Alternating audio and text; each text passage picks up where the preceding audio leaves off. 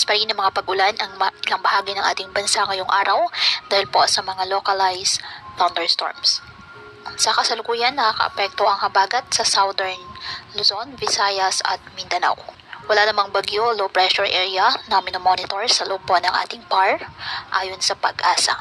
Wala ring nakataas na gale warning sa baybayin ng ating karagatan kung kaya malaya makapamalaot ang ating mga kababayang mangingisda at maliliit na sasakyang pandagat.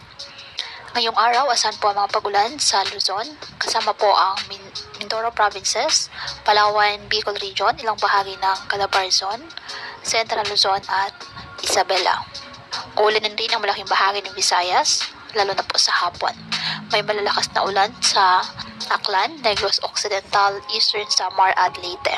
Sa Mindanao, makakaranas din po ng mga pag-ulan. May ilang lugar na uulanin simula umaga pa lamang sa Northern Mindanao at pagsapit naman ng hapon, magiging malawakan na po ang mga pag-ulan.